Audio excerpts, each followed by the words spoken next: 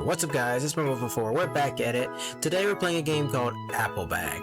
Before anyone says anything, yeah, I know my whole search bar is down here, I couldn't do that and get the recording to work right, so we're just working with it, bear with me. But yeah, this is an RPG horror / choice game. I don't know much about it. I wanted to play it, so without wasting time, let's get started. Welcome to the start of this wholesome and adorable romance game. Okay. To start your whimsical adventure in an enhanced world of love, I will need some information on the character you'll be playing. Your name will be... Give your character... This sounds so nerdy as shit. Okay, We need something cool. Something... original. Gex. Yep.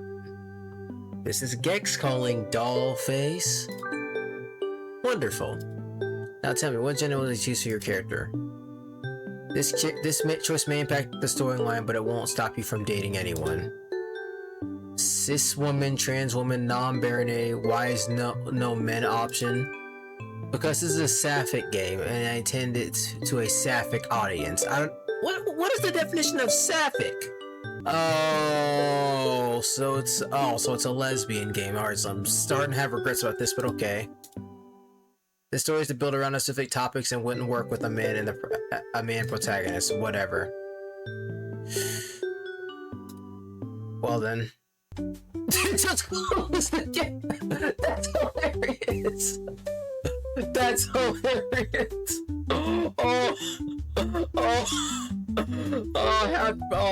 Hats off to you, my friend. Hats off to you. They say go back to Fortnite then. Oh, that's hilarious. Okay, let's start over. So we're playing as a girl. We gotta pick something original here. Okay. Yeah, this is how people must have felt when they fucking literally. This is how people must have felt when they saw God of War Lawfee. That game does not deserve the hate. By the way, though, that game does not deserve hate. And if you fucking saw the fucking memes, you're not funny. But yeah, that's hilarious. We're gonna go with, I don't know. We're gonna go with Jam. Yes, that works.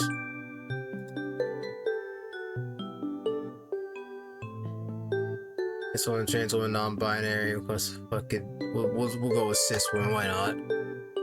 Right? Yeah, for sure. Notes taken. Final question. Please choose the pronouns for your character. Any.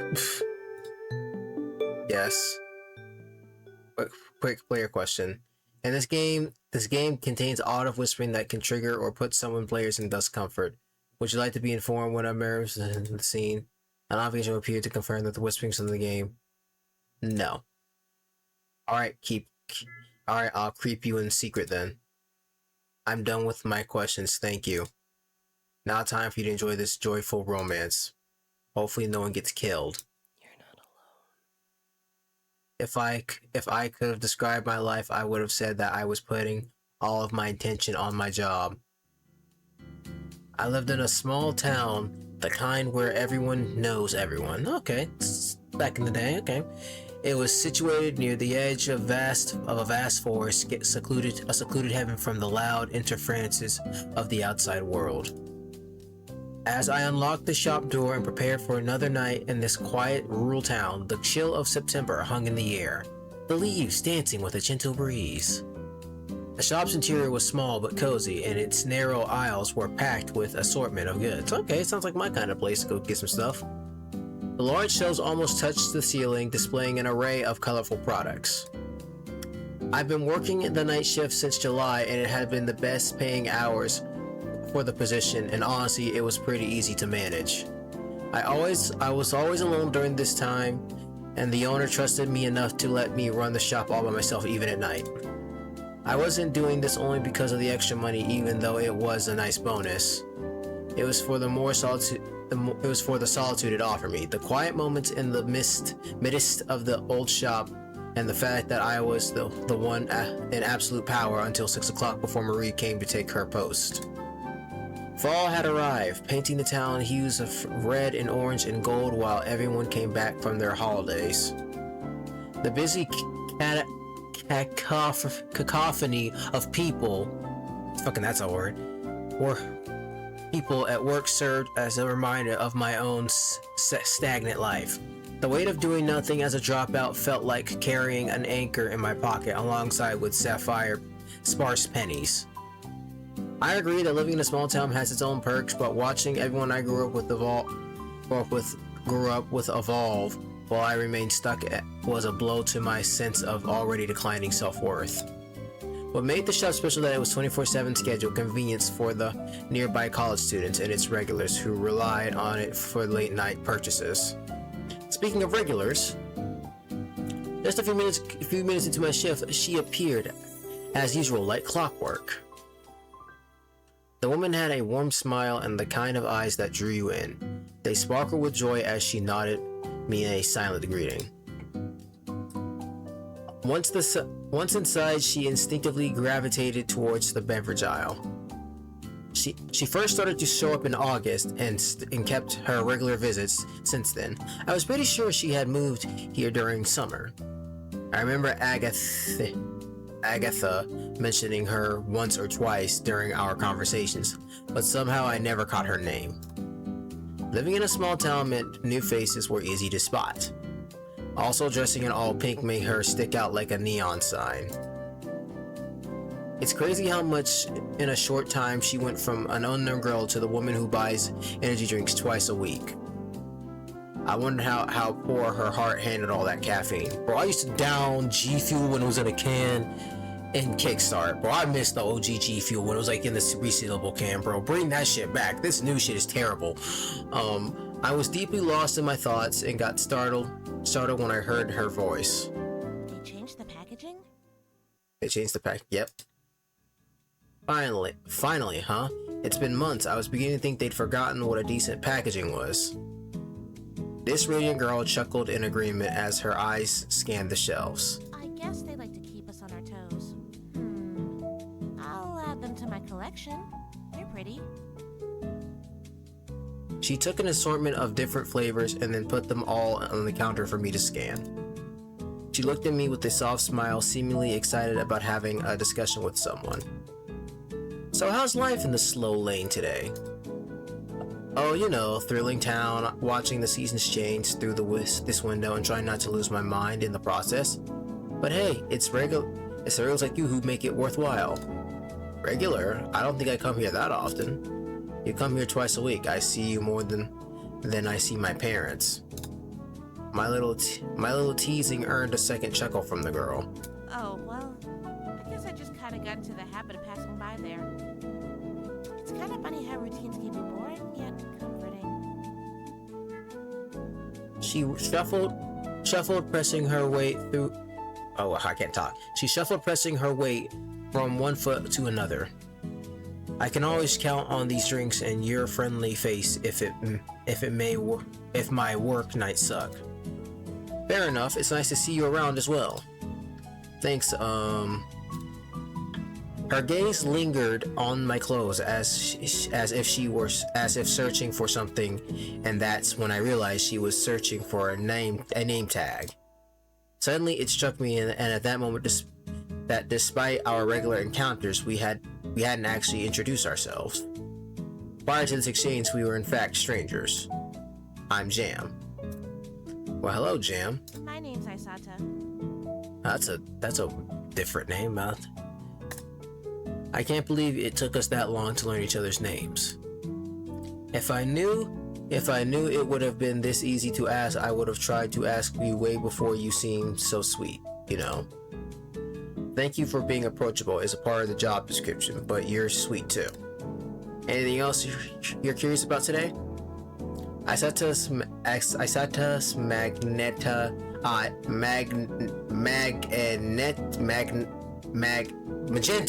magenta. I know colors. It's magenta. Eyes twinkled mischievously. I'll spare you the philosophical questions for now, but I must know. Have you ever tried one of these energy drinks yourself? Me? Oh no, I prefer to maintain an illusion of being an all-natural, uncaffeinated marvel of human energy. She laughed, a warm, can't talk. Melodic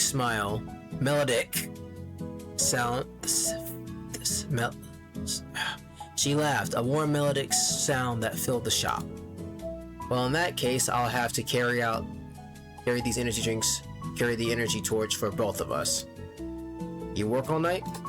Yeah, until 6 in the morning, then I finally head to bed. I can't even judge you when I also sleep at that same hour. Aisata and I continued our lighthearted banter, our voices creating a medley. I can't read or talk today apparently, while the only other sound being the rustling of leaves outside. I heard the new history teacher has a late night visitor as well. Who? Rats. This is the start of something bad, I'm telling you. Speaking of late night visitors, it's amazing how students from the nearby campus always seem to find their way here, don't they? That's a good business plan, man. Yeah, it's a solid 10-minute walk in the dark between these broken streetlights. Okay, now broken streetlights, that's different though. That's ghetto ass shit. Get out of the way here. I don't know what the town hall was waiting for. Everyone has been complaining about it. They should really change the lights before someone gets kidnapped or murdered on this road. That's a bit extreme, don't you think? No, it is not! Okay, so that's how Jam grew up in a white neighborhood. I grew up with pearly gates, man. Like, bro, no. Never walked down on, like, some random street with no street lights. There's always some dude, like, standing in the dark with, like, a knife or something, or, like, a fucking chlorophyll rag. Like, that's how people get got. Especially all the women out there. Be careful. Don't trust unilluminated street lights. Only place I can see that not being a big issue is in the countryside, and that's where I am right now, but that's besides the point. Creeps live here, and this road is like the perfect murder spot if you're alone. Yeah, that's true. That's why I never take that path. See, you see that right here? See that right here where my mouse is? You see all this, not just on her face, but from her entire body? That's melanin. That's melanin, alright? Like, that's... Like we know what murder movies are like. We ain't doing that. We ain't pulling that here. Wise decision. You heard what happened to the florist's son last week?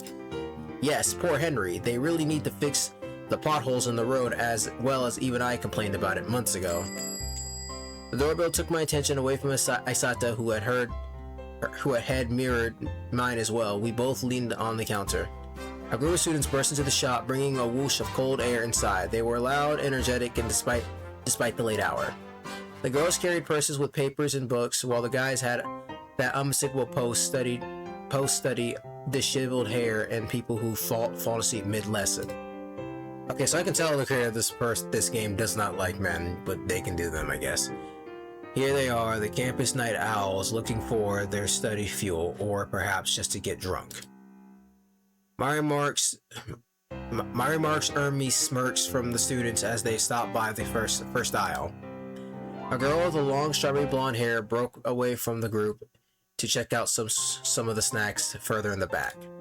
The rest of them stayed in the front in the first aisle next to the door, seemingly not interested in looking around. With my eyes fixated on the only actual client, I got caught off guard by what was rest of the group that were suggesting. Guy 1. I mean, bent over like that. Oh, she's trying to get some freebies. Aisata's discomfort was palpable as the students kept making inappropriate remarks, and that was when I understood what they were talking about her. She worked on putting the drinks in her bag to leave. One of the guys with a not so subtle leer on his face continued with his comments. Guy 2. You sure you need all that caffeine, sweetheart? I can keep you awake all night for free, bro. Fuck off. Ew. Aisata's cheeks went red with embarrassment as she avoided the eye contact while in a rush to leave. Stop. Can't you see you're making her uncomfortable? She's clearly gay or some shit. Bro, maybe she just doesn't want to talk to any of you. Would explain the weird fit, brother. What a waste for her to be a lesbian, right? Staying at that counter, Aisata nervously held onto her bag tightly, not removing a muscle. Worried, I leaned over, quietly asking her if she needed me to intervene. Still frozen, she took a moment before shaking her head. I don't want to cause a scene. It's like this. Unless y'all here to buy something, get the fuck out. Like, I don't want to hear y'all business. Take that shit outside. Simple as fucking that. Leveling my gaze, I looked at the nonchalant group who were giggling amongst themselves. What a bunch of jerks.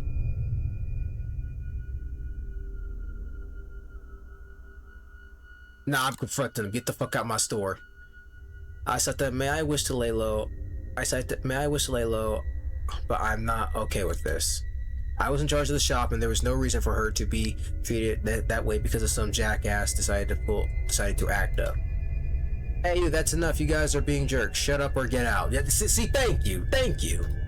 Aside from one of the girls who seemed surprised to hear me shout, the group looked unfazed and unapologetic. What, we were just talking a lot of shit. Yeah, pfft. Let me be clear. You're in my shop and get your nasty comments that only amuse you. Fuck it, I can't talk. My shop and your nasty comments only amuse you. You're making both me and another customer uncomfortable. I started to look at her feet, doing her best not to avoid being noticed. Shit, maybe I should have just focused on getting her out. I started this, so at least I can do is scare them a bit. Let's keep this respectful here, or I'm banning you all from the shop and making sure your comments are sent to your professors. I don't know your names, but I will find them, and I will be sure that once I do, so harassment complaints will be sent. And am I making myself clear? I moved here from the counter, positioning myself between the group, and I sought to near the door. I moved from the counter, positioning myself between the group and the door, near the door. Bye. Taking this opportunity, she left in a hurry. I turned my attention back to the students, making sure none of them tried to follow her. Once she was far enough, I went back behind the register. Right then, the only thing that I kept from slapping those loud douchebags was possible legal repercussions. Okay, yeah. I mean, to be fair though, I mean, you go up and you say that to some random lady, she has every right to do that. I mean, it's not. Well, then again, not. Well, it depends on how you do it, but still. With nasty looks, they all began talking lower, getting impatient to leave the place. Rowan, you done? No, you dicks, don't rush me. Bitch, get faster, it's too late. Language. They seemed to only make my words as a mild annoyance because they went back to talking to each other with a condescending tone. It's because these types of students that I am glad I am not stuck at uni anymore. Oh, she just fucking the university. She just shorted it up. The blonde girl I noticed earlier walked from the back of the aisle with some vegetable chips and a cherry coke. Excuse me. You made us take a detour for vegetable chips again. It won't make you skinnier, you know. Well, I'm hungry and already skinny, so shut the fuck up. Damn. After what just happened, hearing someone swear at them, I felt great. The blonde girl turned her attention to me to teal. Her teal eyes were so cold that they were almost piercing through me. Yeah, she does she looks like Rosalina, like, doesn't she? Mine's the lipstick. It took me a few seconds to realize that her eyes were not focused on me, but rather on the row of drinks on the shelf behind me. I stepped aside to let her choose and exchange.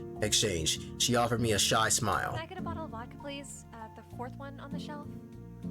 Okay. Sure, I just need to see your ID. Yeah, give me a sec. She began to rummage through her bag, and her friends, who seemed to have been done reading, walked toward the door. Hey, I'm paying. You guys can't wait for 5 seconds? Yeah, we'll just wait for you in the park. Be quick. Oh, what? The park? That sounds like some shady shit. They walked out the shop, leaving her rummaging through her bag. Clearly irritated, she began placing her personal belongings on the counter one by one, mumbling some swear words between her movements. I couldn't help but notice how messy her bag was. This girl looked like she had a lot of trinkets and clearly no space for any school supplies. It's not before she pulled it out in a damaged sharp keychain that she sighed in defeat. Fucking goddamn it!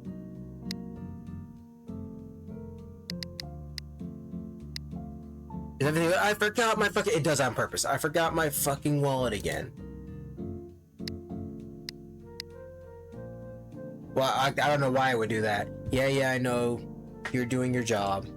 Well, shit, I'm out of luck. I won't be buying anything because I can't. Sorry.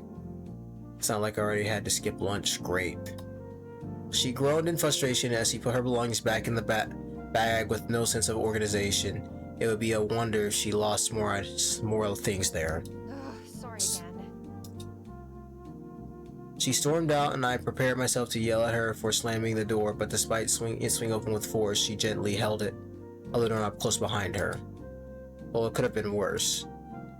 The night was still young, and I was left alone in silence of the shop, ready to scroll on my phone.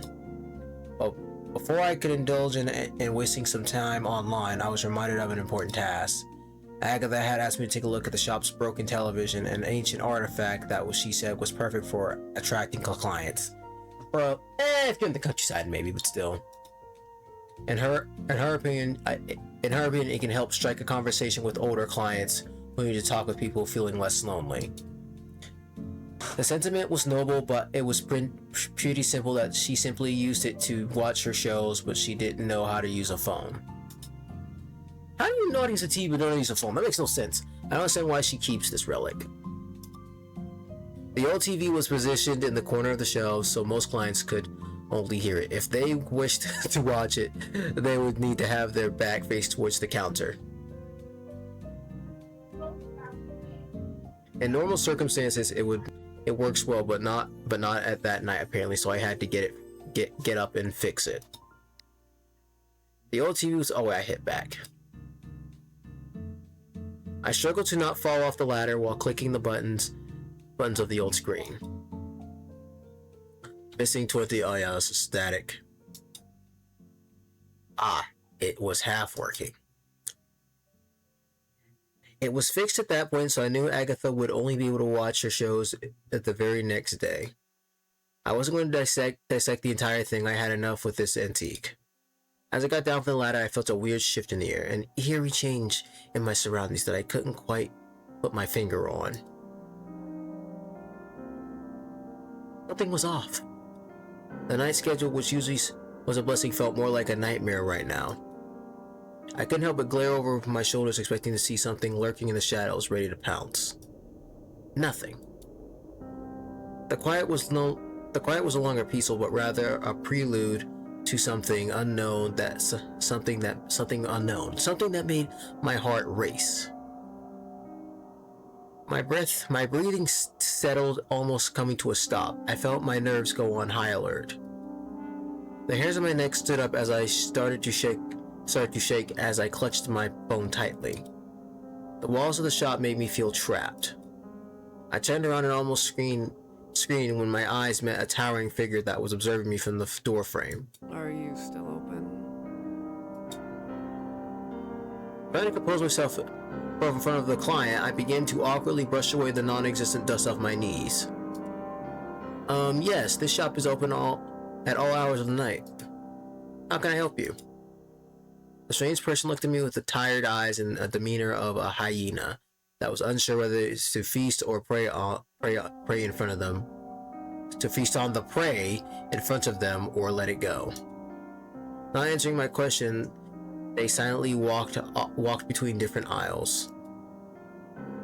Goodness, I almost had a heart attack. Feeling that something was fishy, I went behind the counter and kept an eye on the gloomy client.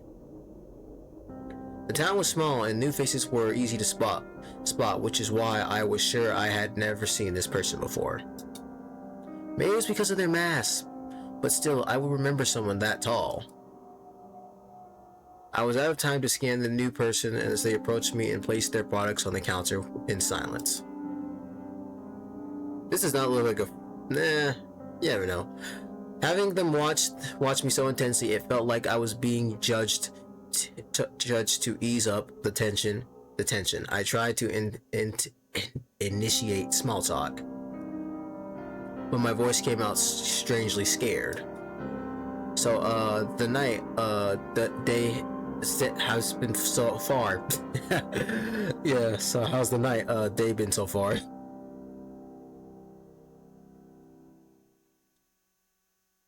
Mission failed. Gosh, I hadn't heard them talk 5 minutes ago. I would have assume they were what they were unable to do. Science being the default to our exchange, I lowered my gaze to look closer at their items they were purchasing: tissues, onions, honey, and an unusually large knife. Wait a minute, what was the last one?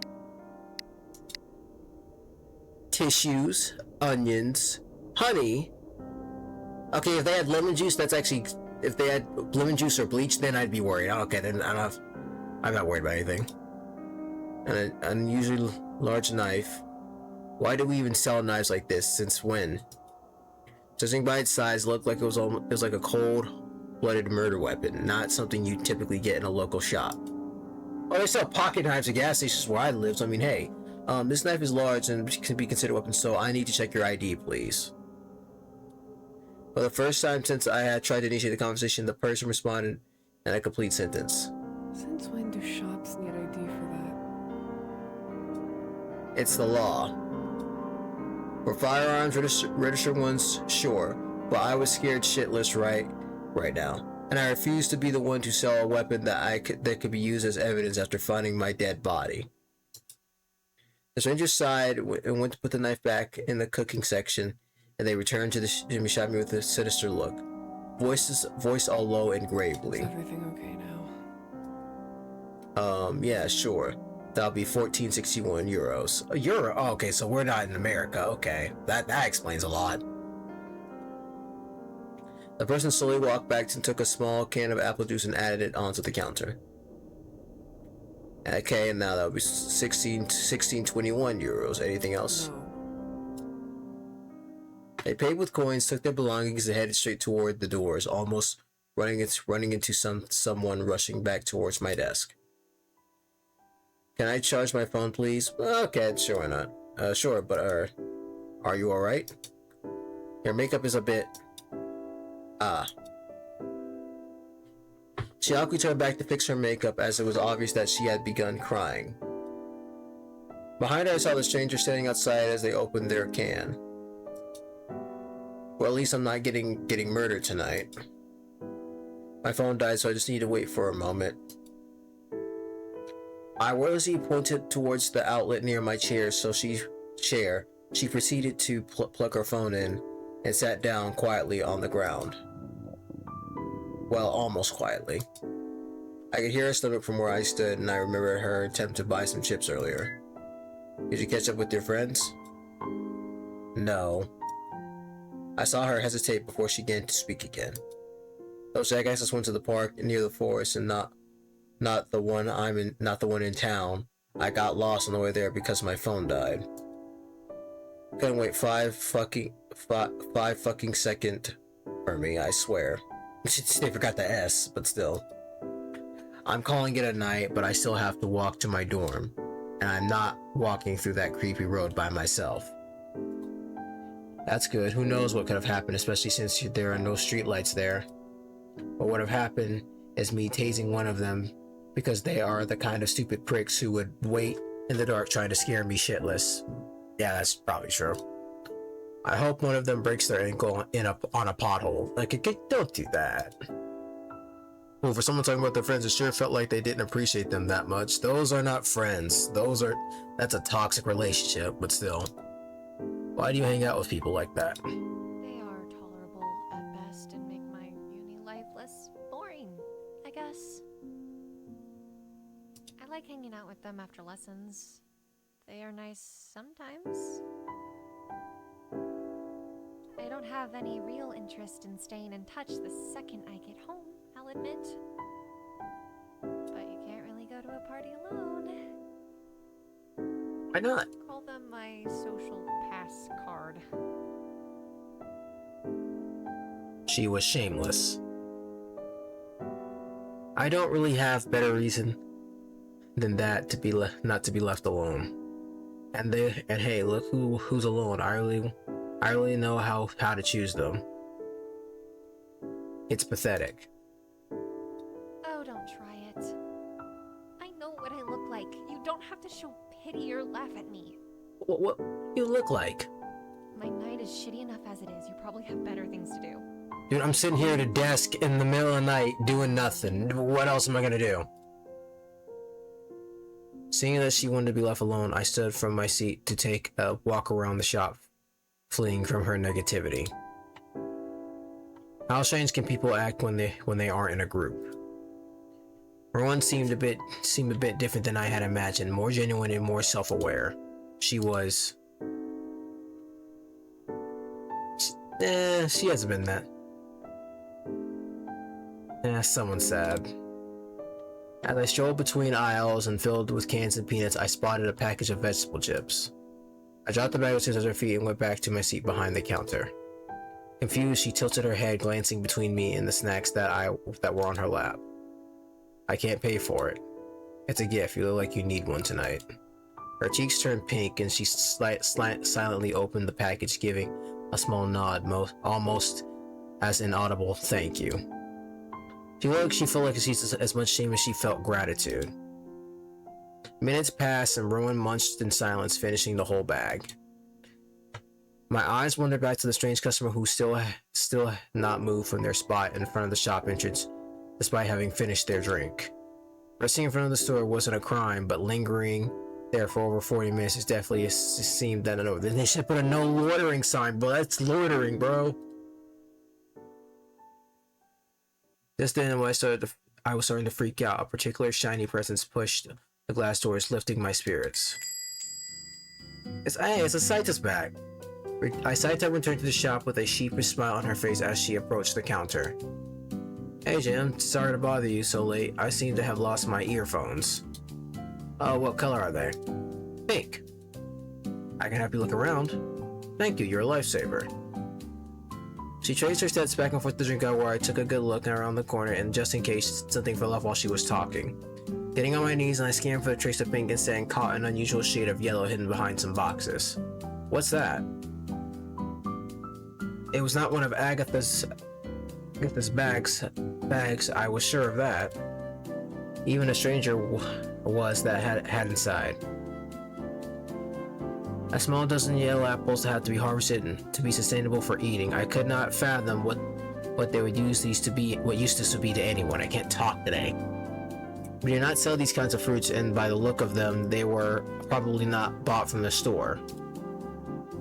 I stood up with a strange bag in my hands. Is this yours, Rowan? The blonde girl tilted her head towards me, eyeing the yellow bag with uncertainty. I know I've seen it somewhere before, but it's not mine. It's one of your friends, maybe. Nah, one of them would own that. Nah, none of them would own it. It looks cheap. None of them would own it. Looks cheap. Wait, how do you know my name? I simply caught it when your friends were being loud. Ah, they are loud. Sorry for the inconvenience. It's okay. She stared down at her phone, seemingly content with herself, and got up from the ground. Thank you again for the chips, for allowing me to stay here. Yeah, sure, don't catch a cold on your way back. Oh, or don't catch a creep. Sure. As soon as she stepped out, I noticed a stranger didn't even flinch when Rowan almost hit them with the door. That's enough. They were too creepy. I was going to ask them to leave. With my heart pounding and the eerie tension still clinging in the air, I couldn't take it any longer. They had been standing in front of the shop for the past hour, and their presence was sending shivers down my spine. Gathering the courage, I cautiously approached the stranger outside my footsteps, barely making a sound. This is the same girl. As I got closer, their figure still in the dimly lit street took an even more unsettling appearance. Hey, what are you doing here? No response. They remained still, their bangs covered half their face. I edged closer, my fear mixed with frustration. Are you okay? Why have you been standing here for so long? As my hand reached out to touch their shoulder, a sudden realization washed over me. They were not standing, but they were slumped up against the window shop with their eyes closed and a steady breath. The creepy customer was sleeping with a can in their hand. Relief and embarrassment flooded simultaneously, and I realized they had been asleep all along. I shook them gently awake, hoping that they would wake up immediately. Their eyes fluttered open, and they looked down at me with a confused expression, still half asleep. I'm sorry if I'm reading fast. This is a long fucking story. Why? They blinked a few times, grogginess slowly dissipating as they looked around to understand where they were. Oh, I must have dozed off. Sorry about that. Alright. Meh, could be better. Tonight has been awful. Sorry about that. They glanced at me with their dark, tired eyes, and I was wondering if they weren't already half asleep again. Why would you say sorry?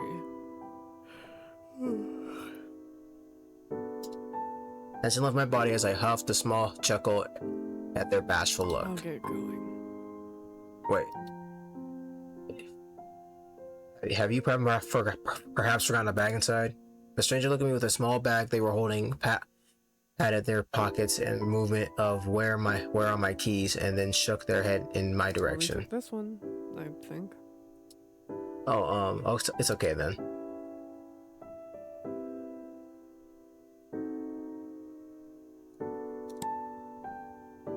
Can I ask your name? I was about to ask the same. I'm Jam. I'll try to remember that for Jam for being nice. Yeah. Nighty night. What about your name? Okay. Once they reached the end of the street, they stopped in front of a house with a red door and a busted window covered with cardboard. For an instant, I was wondering if they didn't accidentally take a wrong turn, and that house seemed abandoned. My question got answered as they took a key out from their pocket and proceeded to walk right into the house. Someone lived there. It's a shame I didn't get to ask their name, but they were probably also new in town. At least I tried. I'll ask Agatha if she knows that mysterious neighbor might be. Noise from inside the shop brought me back to my obligations when I realized I had been staring at an empty street for a while now. I was surprised to see Aisata waiting in front of the counter. Goodness, I forgot you were here.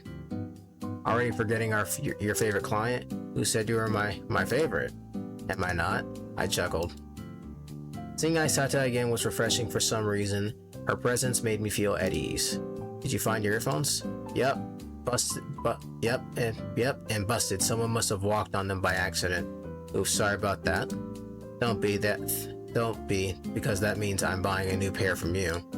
Oh, business. She chuckled, and I took the opportunity to ask her about the bag. By the way, is this bag yours? She took a glance at the yellow bag before shaking her head and paid for the earphones. Never seen it before. Well, I'm gonna put it in the lost and found, but I hope its owner comes back soon. I don't want to deal with rotten apples. Hopefully they will. Anywhoozy. Dang, I've got this bad habit from my boss. Habit? Yeah, I'm saying stuff like anywhoozy or holy moly.